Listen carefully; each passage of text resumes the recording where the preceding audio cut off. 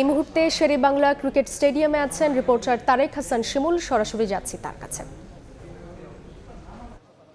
ICC টি-20 বিশ্বকাপ 2024-এর দল আনুষ্ঠানিকভাবে ঘোষণা করলো বাংলাদেশ ক্রিকেট বোর্ড। এবং কি আমরা এই নিউজের আগেও যখন যুক্ত হয়েছিলাম সরাসরি, তখন যে দলটাকে নিয়ে আলোচনা করছিলাম সেই দলটাই আসলে দেয়া হয়েছে, যেখানে আসলে বলা হচ্ছিল যে সাইফুদ্দিন থাকবেন কি থাকবেন না। শেষ পর্যন্ত তিনি কিন্তু বাদ পড়েছেন এবং কি তানজিম সাকিব এবং কি তানভীর তারা কিন্তু যুক্ত হয়েছেন স্কোয়াডে এবং কি স্ট্যান্ড বাই তালিকায় দুজন ক্রিকেটারকে রাখা হয়েছে। মোটামুটি আর যারা রয়েছেন 15 সদস্যের রেগুলার আসলে খেলছেন তারাই যুক্ত হয়েছেন। এবং কি সাইফুদ্দিনকে বাদ দেওয়া, লিটন দাসের অফ ফর্মে থাকা, তারপরেও দলেও সংযুক্ত থাকা তাসকিন আহমেদের ইনজুরিতে রয়েছেন, তাকে সহ অধিনায়ক করা হয়েছে স্কোয়াডে।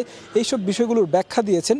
আমার সাথে রয়েছেন আমার সহকর্মী মাহবুব রিমন। আমরা দুজনই আসলে কভার করছিলাম এই প্রেস কনফারেন্সটি এবং কি তার কাছ থেকে একটু জানি যে আসলে প্রধান নির্বাচক কথা বলছিলেন আসলে যে এই বাদ দেওয়ার বিষয়গুলো নিয়ে, সাইফুদ্দিনকে কেন বাদ দিয়েছেন, তানজিম সাকিবকে কেন ইনক্লুড করা হয়েছে।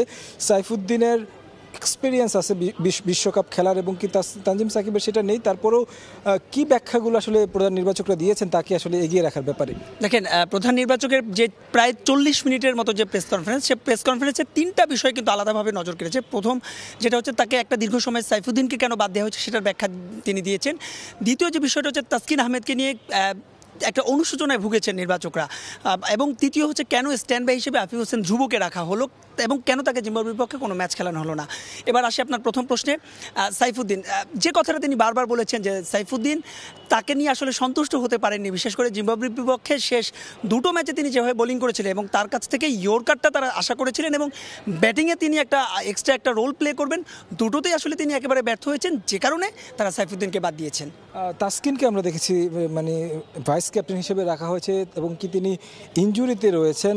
তার আসলে যুক্তরাষ্ট্রের বিপক্ষে যে সিরিজটি রয়েছে সেখানে তার খেলাটা অনিশ্চিত, খেলবেন না সেটা আসলে জানিয়ে দিলেন প্রধান নির্বাচক। তারপর আসলে বিশ্বকাপে আসলে কয়টা ম্যাচ পরে তাকে পাওয়া যাবে সেটাও কিন্তু আসলে এখনো নিশ্চিত না। তো তাকে রাখা বা এই ঝুঁকিটা নিয়ে আসলে কি ব্যাখ্যা আসলে দিলেন? দেখেন, এই প্রশ্ন হয়েছিল প্রধান নির্বাচকের, তিনি কিন্তু সরাসরি বলেছেন এটা বিসিবির কল। এমনও প্রশ্ন করা হয়েছিল যে ক্রিকেটার অনিশ্চিত বিশ্বকাপে তাকে কেন আসলে ভাইস ক্যাপ্টেনের মতো একটা গুরুত্বপূর্ণ রোল দেওয়া হয়েছে।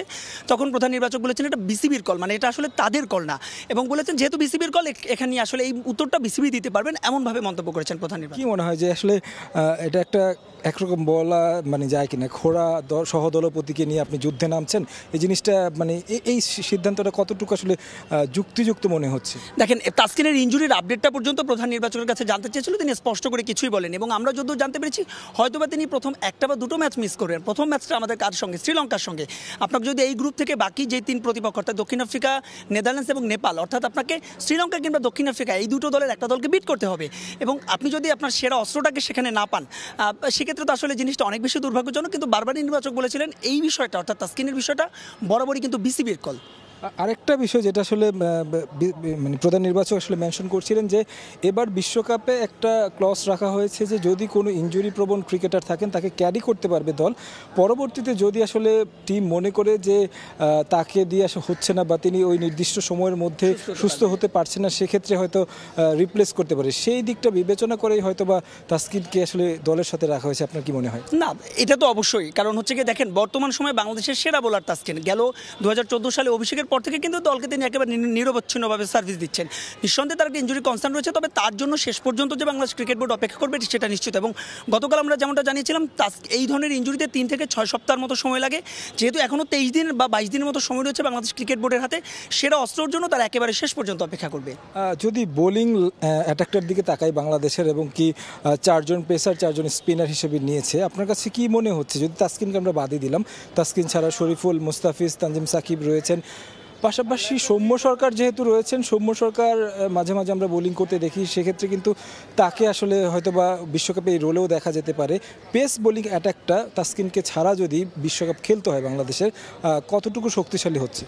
দেখেন, খুবই স্বাভাবিক। যেটা বলছিলাম যে দলের সেরা অস্ত্রকে ছাড়া যদি আপনার খেলতে হয়, প্রত্যাশিত পারফর্ম তো পাবেনই না। তবে একটা জিনিস কিন্তু আপনার মনে রাখতে হবে, গেল 2 বছর তাসকিনের চাইতেও বাংলাদেশের সবচাইতে সফল বোলার কিন্তু শরীফুল এই দলে রয়েছেন। হাসান মাহমুদকে স্ট্যান্ড বাই টিমে শেষ পর্যন্ত রাখা হয়েছে। হাসান মাহমুদ মধ্যে, এবং একটা জিনিস কিন্তু তিনি ইউএসের বিপক্ষে হয়তো 3টা ম্যাচে খেলবেন, সেতে আপনার হাতে কিন্তু অপশন রয়েছে। সৌম্য সরকার কথা বলেছিল এবং নির্বাচকরাও যেটা বললেন যে সৌম্য সরকারকে হয়তো দুই ওভার মানে মিডলের 2টো ওভার সৌম্য সরকার করবে, খুব একটা অপশন আসলে আপনার হাতে ছিল না। সে কারণে কিন্তু শেষ মুহূর্তে হাসান মাহমুদকে ইনক্লুড করা হয়েছে এবং যেহেতু আপনার হাতে অপশন নেই, সম্ভাব্য যে সেরা অপশনটাই আসলে নেওয়া হয়েছে। নিশ্চয়ই বাংলাদেশ আসলে তাদের যে টিম পরিকল্পনা রয়েছে সেই পরিকল্পনা আসলে টিম ম্যানেজমেন্ট আসলে বলছিলেন যে তারা আসলে মূলত যে অপশনগুলো রয়েছে সেই অপশনগুলো সঠিকভাবে তারা আসলে বাছাই করতে চেয়েছেন এবং সেই বাছাইটা আসলে কতটুকু কার্যকর হয় সেটা বিশ্বকাপে প্রমাণ হবে। তবে বিশ্বকাপের এই দল ঘোষণার এই ছিল সবশেষ খবর আমার কাছ থেকে। সরাসরি ছিলাম মিরপুরে।